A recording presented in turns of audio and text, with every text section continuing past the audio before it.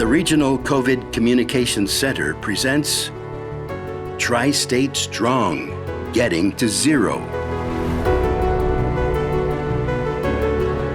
This is a marathon crisis that just never ends.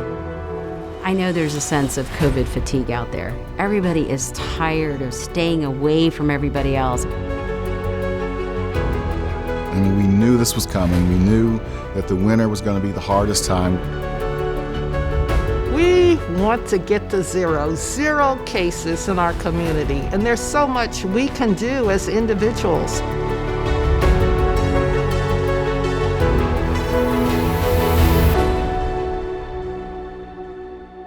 As a medical community, as a world community, this is a virus that we have little knowledge of. How it's going to behave, what it's going to affect, what organs it's going to affect first, what's the longevity, how long does it stick around in an enclosed space, is it on hard surfaces or not?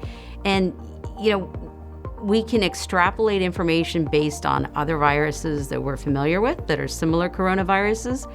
But on the other hand, every single one's a little bit different. And this one clearly is very potent. Welcome. I'm Regina Carswell-Russo with the Regional COVID Communications Center, also known as RC3, an innovative partnership between the Cincinnati, USA Regional Chamber and the Health Collaborative.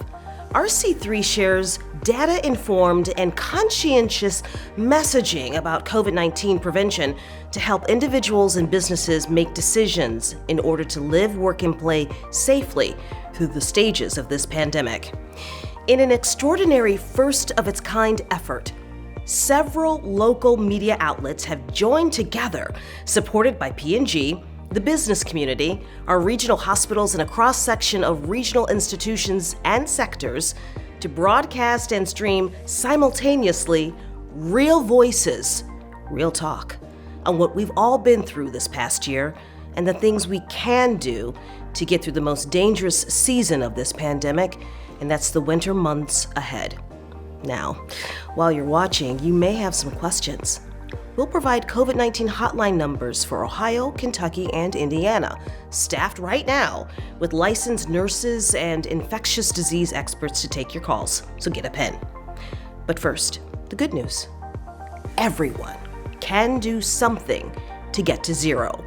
Zero positive COVID cases, zero hospitalizations, zero closures, zero deaths. What's different about this is the long-lasting international effect on everybody. Their life, their work, their schooling, their family. We were on the defense in the beginning, so yeah, we were the front line. We're not anymore. The community's the front line. The whole world's the front line. They are the first people that can help slow the spread, to minimize casualties, to minimize people getting infected. What we know works is wear your mask over your nose, over your mouth, social distancing, and hand hygiene. We can take responsibility by doing something as simple as saying no. I saw my grandma one time in this whole pandemic, right? It was a nice day and we were outside. It's the only time I've seen my grandma. And out of habit, I went to hug her before I left. And she held her hand and shook her head no. And she has no idea that it even remotely affected me, because I laughed and I said, "Oh, I'm so sorry, of course, I'm a nurse." But that was my grandma doing her part. As hard as it is, I think just saying no sometimes is just a huge step.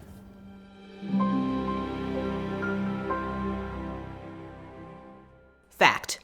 Our frontline workers, like our nurses, our grocery store workers, teachers, truck drivers, police, fire, all of them, they're all essential to our ability to function in and out of a pandemic.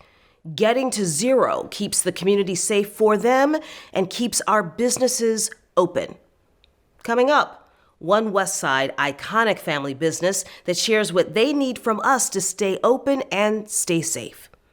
The Kentucky Public Health COVID-19 hotline is open right now.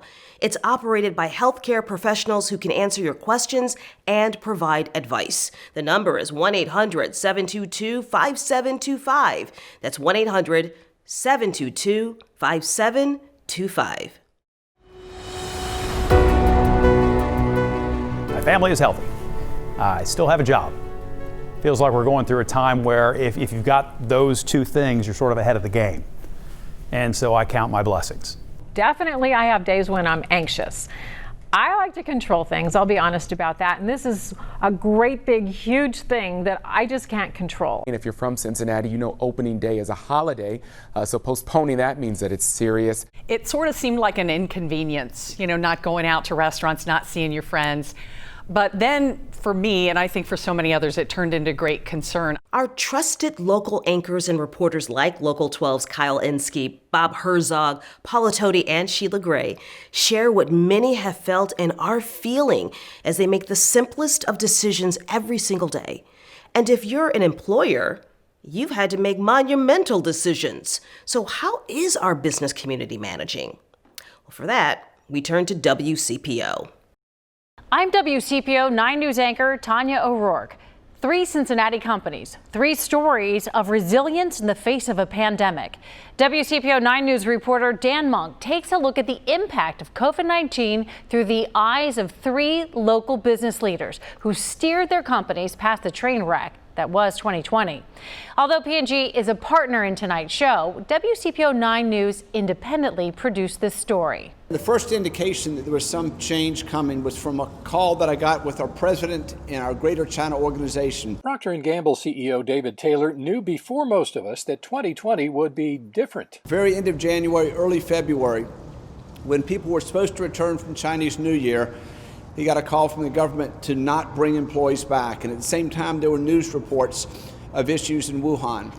That's when it was clear that there was something very big that was concerning. The big challenge brought a big response. P&G quickly shifted production to hand sanitizer and face masks, which it made by the millions for employees, their families, and others. They worked very hard to get the lines up and running, trucks moving, distribution centers open to serve consumers. And throughout the pandemic, from February all the way to today, this company has been able to ship to consumers worldwide. But it wasn't just big companies that confronted COVID-19 head on. We still take people's temperatures coming into the building, whether it's a delivery driver, an employee, or a customer. Jim Mooring owns Holy Grail at the banks. We are losing money every month. He defied the virus by keeping the doors open. Bluntly, the easiest thing for us to have done would have been to shut down and wait for a vaccine. But we would have put 58 people out on the streets. This Bond Hill manufacturing company battled the pandemic by splitting shifts and beefing up benefits. That allowed Monty Inc. to keep its 280 essential workers on the job and safely distant. Molly Fender's family owns Monty Inc. Please get close for taking temperature. She's in charge of human resources. We've basically become full-time contact tracers, trying to figure out who's off, who's symptomatic. Only 8 employees have tested positive, all from exposures away from work. In the summer, we also gave them an additional bonus to just thank them for coming to work and being dedicated and loyal to the company as we grew. But it hasn't been all sweetness and light for these businesses. Managing people when they're scared, of their own safety and their well-being of their family, having to manage those emotions and keep people safe has been really difficult. I miss very much the personal interaction, having the whole team together, and frankly, the positive energy you get being around other like-minded people that want to make a difference. I don't know how we became vilified. Now that we're surging, all of a sudden it's the restaurants and bars' faults, and I don't understand that logic. Just as P&G's CEO doesn't understand why people won't wear a mask. I keep one with me all the time. I've got it right here, and as soon as I walk back to that door, this will go on before I go in that door, because it makes a difference. Dan Monk, WCPO 9 News. Thank you, Dan. From downtown corporate offices to our West Side hometown family businesses, keeping employees and consumers safe is personal. Just ask the La Rosas. Good, better, best. Never let it rest until your good is better and your better best. Growing up in our family, we live that motto in all that we do, and it doesn't matter if it's personal or our family life, our business life, our social life, anything, physical attributes, everything you do, you try to better yourself. This is a marathon crisis that just never ends. You know, it's a bad dream. It keeps going and extending and extending. Although our particular company was positioned from a business model perspective better than some restaurants, we're fine and we're going to be okay, but I feel very bad about a number of restaurateurs and people in our industry who, you know, if they weren't set up to do the off-premise business, that they were impacted very negatively. And we find ourselves in a different place right now, and unfortunately, it leaves everybody feeling somewhat out of control and somewhat uncomfortable. Leading our teams, we try to give the best guidance and clarity to what's important for their task at hand, their job. And it just continues to change.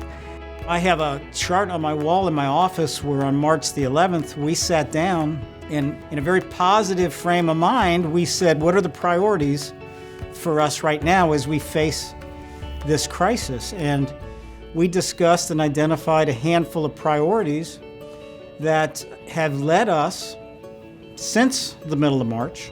They continue to lead us.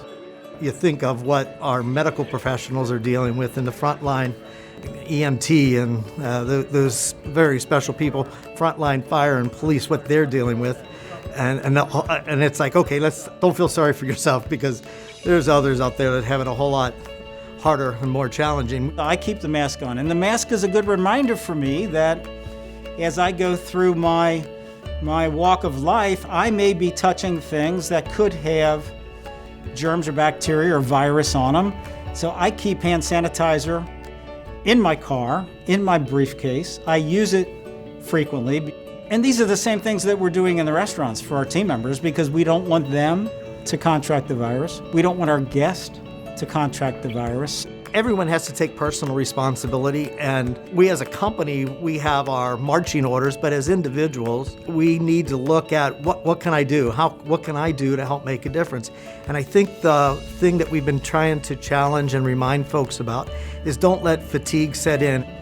And I can't begin to predict what's going to happen with this, but I'm optimistic because I think more and more people are doing what they can and should do to help reverse this tide. I think it's part of the American DNA that we're relentless, we don't give up, we're resilient, we have a positive outlook, and our determination sees us through. Thank you, Mike, Mark, and of course, Buddy LaRosa. Optimism, resilience, TriState strong. There is nothing we as a region can't get through together with that kind of focused determination. Coming up later in the program, 700 WLW legendary radio host Mike McConnell and his way of addressing questions around COVID-19. But first, we'd like to take a moment to thank all of our media outlets, business community, and regional organizations who joined together to bring you TriState Strong, Getting to Zero. Artists and musicians weren't the only ones sidelined by COVID. Set and costume designers, electricians, carpenters, stage crews, ticket reps, and more lost jobs. Fact: driving positive COVID cases down opens the economy up. From our public broadcasting station, CET Connect, here's Rodney Veal, host of The Art Show. Thanks, Regina, and welcome to our neighbors from here inside the CET studios. Today we have a special guest with us from a safe social distance, of course, and she's going to provide unique insights into the pandemic's impact on the arts. Hello and welcome to Alicia Kentner, who is the president and CEO of ArtsWave. What has been the impact on the artists and the arts organizations from this COVID-19 shutdown, and how have they been dealing with the extended shutdown? It's really, really difficult. Across the United States, half of all artists are unemployed right now. It's kind of shocking. And in the state of Ohio, arts and culture workers have the highest percentage of unemployment of any industry group at 47%. That is a significant number of people who are really hurting, just like any other industry group in our economy. So there's a lot of ripple effect of challenges right now happening. From the audience perspective, we all love live performance. Like, we're all dying to go see a live, live concert. I want to go see a live dance concert. And so, what have the artists and arts organizations been sharing with you about how they've been kind of pivoting? There's a lot of ingenuity happening, whether it's an individual artist who's making recordings from their home, from their living room. There are married dancers at Cincinnati Ballet who have created their own pas de deux in their home because they could do that. And then arts organizations are figuring out how to make virtual content or radio broadcasts. One of my favorite examples was Playhouse in the Park early in the pandemic, which commissioned, I believe, 10 local playwrights to create monologues of hope, which were then performed by a local actor and available on the website as online content. What would be the one thing you would tell an audience about how can we maintain this momentum of keeping a safe distance and keeping everyone safe, but also what can the audience do to kind of keep it going so that we can have the arts once the pandemic has reached a point where we can control and maintain it? One thing we can do is, of course, visit our local museums because they have been able to safely reopen. And there's great programming, great exhibits, a way to have a little escape with a family or by yourself at holiday time if you just need to get away and take in some art. So don't think that your support now doesn't matter just because the theaters are dark. Quite the contrary. As you say, we need to double down on our contributions for the arts in this community so that they can rebound at the very first moment it's safe to do so. We got to get this under control so that the show can go on. Hey, Alicia, thank you so much for sitting down with us today. And thank you to everyone at home. On behalf of CET and Think TV PBS, I'm Rodney Veal. Stay safe and be well. COVID-19 affects all communities badly, but there are some communities that are hit harder, like our diverse immigrant population. For that story, we go to St. Elizabeth Healthcare. Myself and a few other physicians literally strapped on our boots and went into the Latino population. The information wasn't getting to them like it was the rest, whether it was a language barrier or access to information. We also noted that many of them didn't have the luxury of working from home. And so whereas many had been encouraged to transition to home work, they had no ability to do so and were then forced to continue to go to work. They recognize that the simple steps that we can all take, like wearing masks, avoiding large gatherings, trying to remain physically distant from people, they recognize that those simple things really do make an impact, and they are trying to abide by those things as much as possible. It's not like they didn't want to participate early on. It's just that they weren't informed. Helping them to get the social distancing, the hand sanitizer, all of that in place has made a difference. Part of their concern stems from the responsibility that they have towards their family members who are in their home countries, because they really do send money back home. And when their opportunities to work and to earn money are diminished because of the virus, then they have that additional concern about their family members who are not only facing COVID-19 in whatever country they're living in, but they're also facing enduring hardships that poverty just brings into a person's life. We are all one humanity, we are all in this together, and it is very, very important that we realize that everything we do, every choice we make right now affects your neighbor. And every decision your neighbor is making is going to affect you. Surging COVID-19 cases and community spread has caused a teacher shortage in our schools, leading to in-school, distance learning, blended learning, and sometimes all of the above in just a few months, sometimes overnight. Parents have struggled. real talk. And so have our teachers. Hi, I'm Catherine Nero with The Inquirer, and right now I'm speaking with Nicole Montello, who's an English language teacher for Kenton County Schools. And Nicole, first of all, an English language teacher, explain to the rest of us what that means. Sure. So we have many students in the Kenton County School District who do not have English as their first language. Very often it's their second, third, fourth language that they're learning. So my job is to teach students who speak other languages at home besides English. And we have over 40 languages spoken in the district. Tell us what life has been like during this hybrid virtual year of learning. I'm just trying to get the message across that, hey, now we're 2 days a week. Now we're online part of the time and we're online at home. Just getting that communication across has been a big challenge.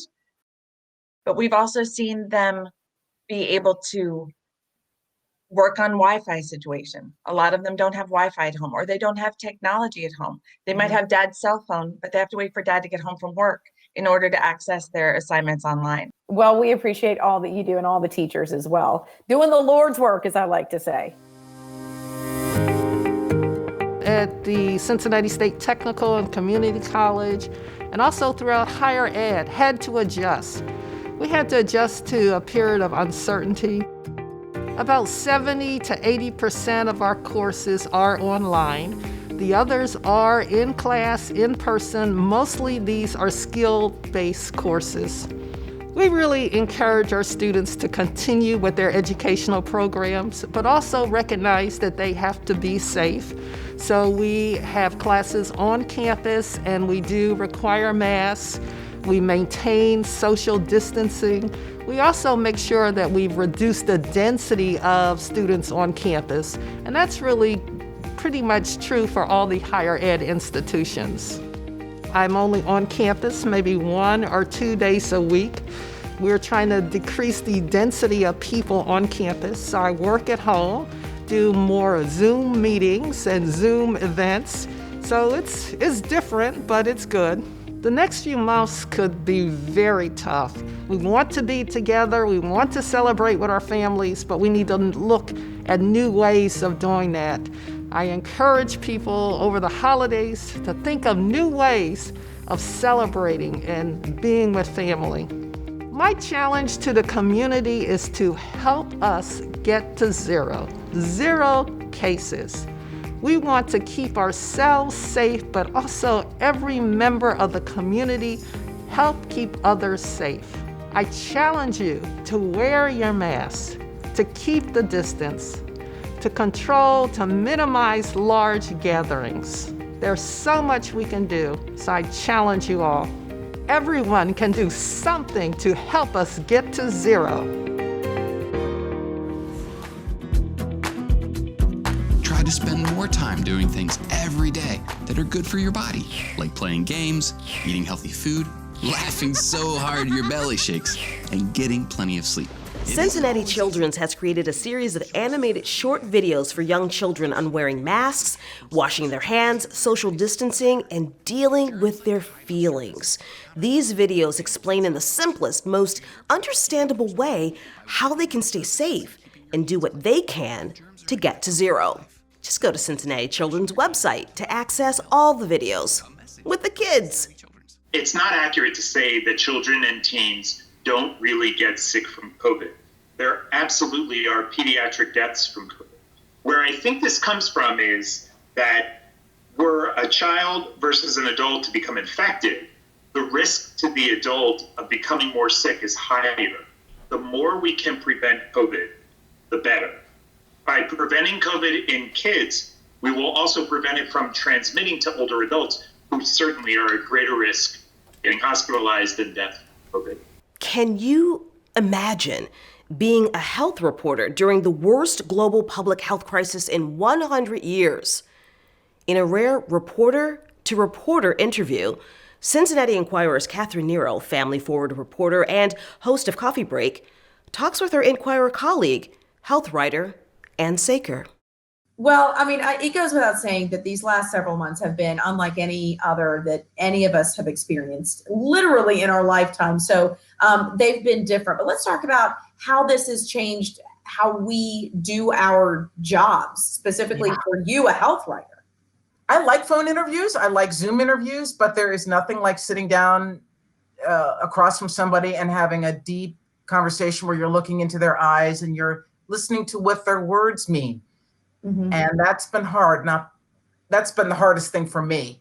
I did a story last month during Breast Cancer Awareness Month. What I discovered is that screening mammography in our region is down by double digits, even this late in the year, because people who were scheduled to go just never signed up again when things shut down.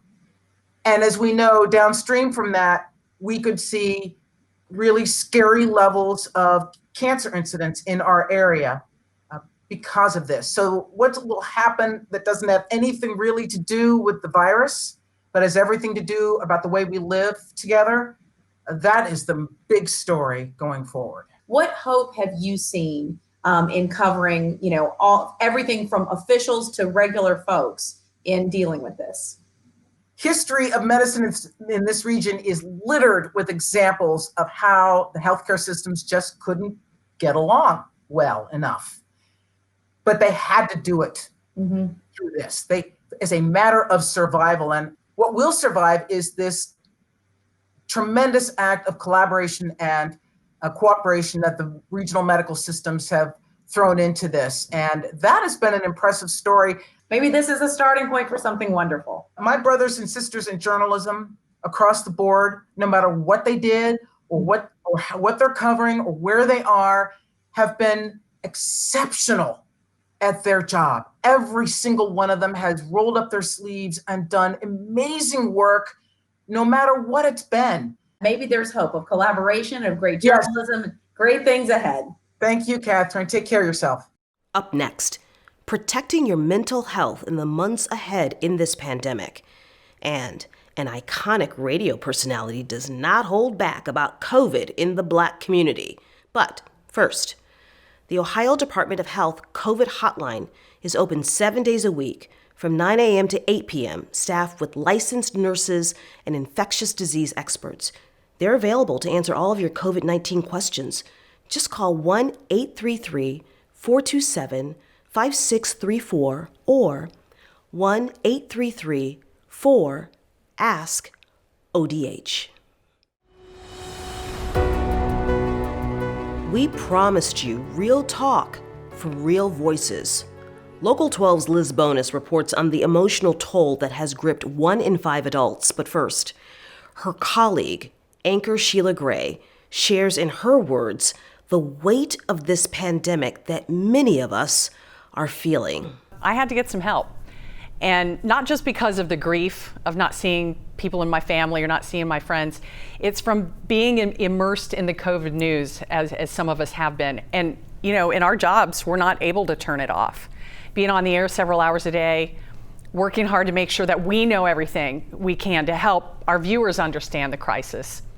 It took a toll on me. And I called our employee assistance program and I got a couple of therapy sessions. So it was a big help for me and probably for my family too. 1 in 5. That's the latest from a new study which shows 1 in 5 of those diagnosed with the virus also has a mental health concern such as anxiety or depression to follow. But even if you don't get this virus, surviving COVID-19 lockdowns and isolation can set all of us up for some of these same concerns, leading to some unhealthy coping mechanisms too. It wasn't the alcohol itself, it was this hole in my heart that I didn't know why I was doing it. Sarah Brown knows what it is to struggle with those coping mechanisms. She struggled with alcohol as a young mom for years. When I turned 29, that's really when I hit rock bottom. She's not the only one. A study in JAMA Network Open found heavy drinking among women defined as 4 or more drinks within a couple of hours has spiked 41% compared to last year at this time. We have seen more females coming for treatment than we have males. DeCoach Rehabilitation Outreach Coordinator Chastity Mason says both men and women are feeling the stress of this pandemic, but especially women. Women are doing the home roll right now, which has been a lot stressful than normal. So I think that just the change in the way the pandemic is rolling out, it's really affecting women more so than the men. Those who've had the virus are also feeling the after effects. Here's Dr. Shauna Feibel of the Linder Center of Hope. We find that this is probably due to a number of reasons. First of all, the quarantine is so long that if you are exposed and you are positive, you will have to be alone, probably not much contact with friends and family. As for how to cope, Dr. Feibel says there are 3 things that make a difference. First, take care of the body, which generally means get moving. There was a study just not long ago that said that people who exercise are less likely to get the coronavirus, COVID-19, and if they do get it, they're less likely to experience severe symptoms such as the ones that would send you to a hospital. Second, get engaged. Bev Stewart is a retired nurse who is helping to make masks and much more at this needle and thread sewing group at Calvary Baptist Church in Latonia. Once a nurse, always a nurse, and it always stays with you, so if you can help someone else, then it's still purposeful. Finally, don't be afraid to ask for help. If you're feeling sadness, anxious, or even hopelessness right now, everyone struggles with something, and it's okay to not be okay sometimes. You may also be able to get a proper antidepressant prescription for your needs based on testing from your own DNA. Your primary care doctor is likely the best person to talk to if you're feeling some of these symptoms. That person can refer you then to the best counselor or a guide to get you through this COVID-19 crisis time. I'm medical reporter Liz Bonus. We'll throw it back to you. The man of power, Radio 1 talk show host Lincoln Ware, is the voice that African Americans trust and love. We can always count on Lincoln to give us real talk, and in a time of COVID, some wisdom. Good morning, Cincinnati. I've been in the radio business going on 48 years now, and I've never experienced anything like this ever in life. I never thought I'd be broadcasting my show every day from down in my bunker, pretty much in my basement. I miss seeing people every day, mixing it up with my coworkers, but I don't miss that drive into work every day. Coming up on the show later on, got Dr. Odell Owens. He's going to tell us about the COVID-19 vaccine. I hear a lot of fear when people call in, mainly the older callers. You hear the fear. The younger callers, they seem like they're invincible and, they just take whatever comes their way. But for the most part, there's you hear fear and you hear, hey, nothing's gonna happen to me, I'm okay. Believe me, there's still some non-believers out there that don't think this thing is real. It is real. The black community is always disproportionately on the higher end of everything that comes down the pike. And with COVID-19, it's no different. Well, I know my people and black people love to get together indoors. We love to hug each other. We love to shake hands. And people have got to realize they've got to stop that stuff. And, moving in for the shoulder bump, all that stuff has to end. And it's so hard. If you've been doing it all your life, it's hard to stop that habit. People still will reach out their hand ready to shake my hand. I'm like, ho, ho, ho. Yeah, give me a little elbow there. It's going to take all hands on deck approach to end this thing. I'm going to be one of the first ones in line to take the vaccine. I can tell you that right now. When you're my age, you don't have time to wait around. Like if you get it, it might take you on out of here. I'll take my chances with the vaccine. Those people who say they're not taking the vaccine, they're looking at the Tuskegee experiment. Let the Tuskegee experiment go. It's a new day. It's a new time. Nothing like that could ever happen again here today. We got to change until the vaccine can wipe this thing out and we go back to normal everyday living. You've got to make that sacrifice. So much to do and so little time. I'm out of here. This is a serious disease that's taking a long time to recover from. I'm very proud of the work we do, but it's exhausting. Every family member I see is afraid their loved one is going to die and ask me to try to save their life and do everything I can. I know there's a sense of COVID fatigue out there. Everybody is tired of staying away from everybody else. I mean, humans are social animals.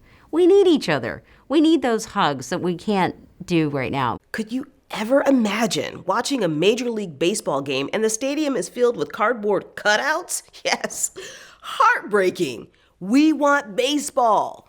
To do that, Reds president and COO Phil Castellini wants to speak candidly to you, Reds Nation.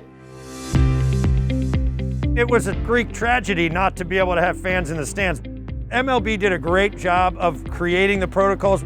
We were one of the teams that had a little bit of a hiccup early on. We had a couple of players at risk, but really I think only 2 positives throughout the whole season. So we were able to keep that bubble tight, and we will do so into the spring and in preparation for the 2021 season. We had built a lot of beautiful new additions to the ballpark that fans didn't get to see. I thought the community fund did a great job with the cutouts. Our scoreboard operations people did a great job to put energy into the building with the sounds and the music.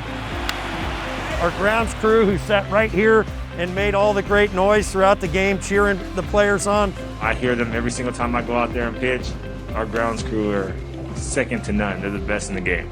We look forward to having the fans back in 2021, even if it is at reduced capacity numbers. You know, in my belief, it's going to be known as cold, flu, and COVID season as you come to the fall each year. And so I think that's really what we've all learned in the last 6 months. You know, the diligence and discipline of wearing the mask and protecting each other. If you don't feel good, stay at home. These are pretty simple concepts, and if we all do them across the city, across the region, across the nation, we'll be able to figure out how to live with this better and get back to some version of what we all remember to be life as normal. What I'd like to say to the Reds Nation as we prepare for 2021, we really missed you in 2020, and what we can all do over the winter and into the spring to keep this thing in check is going to be what allows us to come back to this ballpark in big numbers. We expect to be a full slate of games for next season. That's still very fluid, as you know, but right now the plan is to have our regular long season and keep the bubble tight, keep players safe, get fans back in the ballparks, in the communities where we can, and certainly Cincinnati is one of those, and we look forward to that. Okay, Reds fans, all across Reds country, you know, you've heard many times, we're all in this together, so let's each do our part. Let's try to get down to 0 cases, 0 positives, 0 deaths in 2021. It should be a goal for all of us, and it all starts right here with the mask. So let's do it. #masks on. Go Red Legs. Another segment of the community that had to abandon large gatherings are faith-based organizations, churches, temples, mosques. What are faith-based leaders saying to their congregations and communities to inspire them to get to 0? I think the year 2020 definitely will go down in history. And not only did COVID hit, but everything shut down immediately. We have not been back in the church since March as a large congregation. Now, we do hold worship here, but it's a skeleton crew of musicians, singers, and audiovisual people and myself, and then we cast that out to the world. For me, it's the same if there are hundreds of people in the building or thousands of people watching online. Now, you don't get the same reaction coming back to you in the Black church. There's this thing called call and response. So if I say something and they agree with, they'll say amen. But you have to hear the amens in your head because you know they're out there. But people do miss being in the building. They miss the fellowship, they miss the camaraderie, and their faith is strengthened when they can get together. So we do look forward to the time when churches can come back inside the building. Statistically, COVID-19 has had a disproportionate impact on the African American community across our nation. And there are a lot of reasons for that. One, pre-existing conditions, lack of good health care, and early on there was a lack of testing being done in the Black community. We knew that the winter was going to be the hardest time with flu season on top of COVID, and so now we're back to those restrictions that people find onerous and really hate. Wash your hands, social distancing, wear your mask, don't gather in large family gatherings. It's going to get worse, but if we don't, it's just going to be catastrophic. The Apostle Paul writes in the 13th chapter about love. He says, love always protects. And those words, they just jump out at me. So love will wear a mask. Love will social distance. Love will not gather in large gatherings because love always protects. And for those that we love, we will do the things that are necessary for these next few months. In Christ's name we pray, amen. The Indiana State Department of Health COVID hotline is open 7 days a week, 8 a.m. to 5 p.m. Just call 1-877-427-5634. That's 1-877-427-5634. 888-848-3434. Who knows better how our community with varying perspectives is feeling than those who talk to people every day as part of their job? Marianne Zalesnik of 91.7 WVXU Cincinnati Public Radio and 700 WLW morning host Mike McConnell share their experiences. I think the rising numbers and how quickly it became a serious, COVID-19 became such a serious concern certainly was surprising. It was surprising to me sometimes that people didn't believe what we were telling them. I think there were people that wanted to kill the messenger, and really all that we were trying to do was provide that fact-based information, that scientific information that let people know what was going on in their communities. I've covered 9/11. I covered I remember covering certainly the unrest in Cincinnati 20 years ago. Never have we had a story with this lasting impact, a story with this much affecting so many people and just not going away. I keep saying I feel like I'm drinking from the fire hose of news every day because the news just keeps coming at us day after day after day without any sign of it slowing down. When you can't work every single day and not get a break. And I think that's true for everybody right now. It's not just those of us in the news business, but you think about the hospital workers and what they're going through. This has been just an amazing time for the amount of effort it's taken to cover this story and to take care of the people affected by COVID-19. I think it is just a matter of saying, can we do this for everybody? Is it a matter of doing the right thing for everybody or doing the selfish thing for yourself? I think it's important that we do what's best for our community. So next year at this time, we can all have fun and enjoy each other.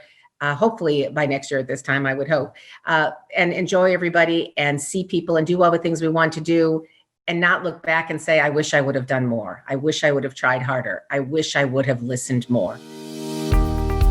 I've been doing this since 1975, and there's never been something that's come along that's impacted everybody and then goes on virtually every day for 8 months. No, there's never been anything like this. I think everybody's fatigued. Some people have just had it up to here. They've had it with the mask, they've had it with the distancing, they've had it with the closures, they've had it with everything. And that makes up a high percentage of the callers. 700 WLW, Mike McConnell, good morning to you. There's anxiety, but a lot of it is just anger. Americans have a real independent streak, as we know. In some of us, it's stronger than others. And we have that live free or die attitude out there, and don't tell me where I can and cannot go. Don't tell me I have to put on a mask. There's no shortage of those people out there who were the pessimists, who were the naysayers, and they got sick as dogs and almost died. It's a pig-headedness on the part of some, I have to say. And I love every listener to the bottom of my heart. But there's some pig-headed people out there who say, well, I've stood my ground for 9 months. I can't just start putting a mask on now. I can't just start doing this. It's an old talk radio trick. You don't have to admit you were wrong. Just say you changed your mind. Works like a charm. It's worked for me for years. From my perspective, the mask does you good in one key area. Number one, it helps you from spreading it to somebody else through coughing, sneezing, spittle, and things like that. Wearing a mask reminds us that we're not in normal times. Reminds us to keep distance away from people. I see somebody with a mask on, I step back a little bit. I'll tell you right now, if nobody was wearing a mask, would our COVID numbers be significantly higher than they are right now? I flat out guarantee you they would. So from that perspective alone, yes, masks work. The fact that there are vaccines coming along, that's just a tremendous light at the end of the tunnel. I have no fear in taking vaccines. I mean, I would be first in line. It'd be great if everybody took it and we got to herd immunity and this thing disappeared from the globe forever.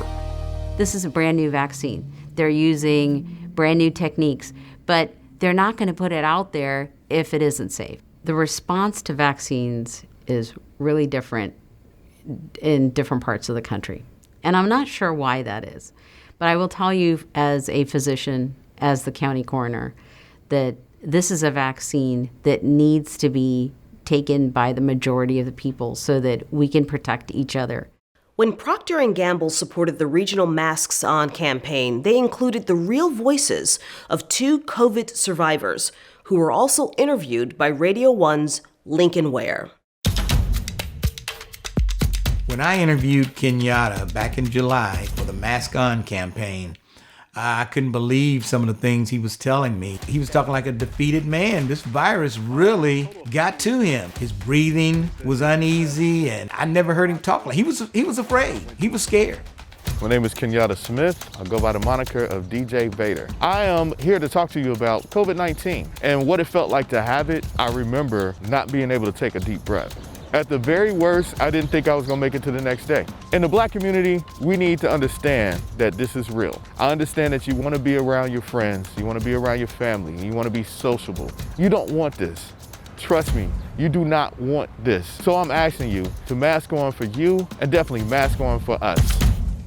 What I took away from that interview is that you never know. One day you could be feeling great, like, hey, I'm a firefighter, I'm a DJ at a club, I'm invincible, nothing can hurt me. And then the next day, you're down on your back, not knowing what's gonna happen to you. That's what I took from that. It's scary. It scared the hell out of me listening to him tell his story. My name is Tamarsh Pope, and I'm 47 years old. I just want to speak to you all about my experience with COVID-19. It was hard for me to breathe, shortness of breath, my coughing, the stabbing pains. I couldn't sleep at night. I just kept praying and asking God to just get me through this night and wake me up in the morning. My son called me every day. He would FaceTime me. Sometimes I could talk to him, sometimes I couldn't. But he always told me, Mom, it's gonna be all right. You're gonna get better. I want you all to know to just please put your mask on for you. Put your mask on for us. Damn it, this is real. You gotta wear your mask, you gotta social distance, and it's just no other way around it. This is what we have to do. You can't have parties, you can't do things that you used to do, not right away anyway. The sooner you adhere to what they're telling you to do, the sooner we'll get back to normal. I think life in general will return. We just have to be patient. Everybody can do something to get to zero. My nurses are tired. They are being not only the caregivers for those with COVID, but also the communicators for their families because they can't be here. And it's all because of community spread. So please be respectful and please wear your mask. We've brought in grief counselors from outside to talk through the hardest moments, of which there are lots of moments where we, go home and cry by ourselves. I personally was in the room when 2 people died of COVID. I could not get their family members to see them in time. What do we do? How bad is it? Is it real? And so we're all being kind of bombarded with things, but we just have to find things that help us de-stress. The biggest and the absolute most important thing about this virus is this little thing right here can save a life. Can save your life, can save my life, can save everybody around you. And, just wearing a mask. The only way we're going to get on top of this is by all of us working together to prevent spread. Do the things that are in your control, because there are things that are in your control. We've been doing a family Zoom every Sunday night and laughing, and finding ways to laugh in a pandemic is something that you will never take for granted. I want to appeal to everybody in the TriState area. Everyone can do something to get us to zero. Thank you for joining us for this historic program. For more information and resources, go to our website, healthcollab.org/RC3. You'll find everything you need to help you on the road ahead. And thank you to all of our collaborators who supported this effort. I'm Regina Carswell Russo with the Regional COVID Communications Center, reminding you that everyone can do something. So let's do this.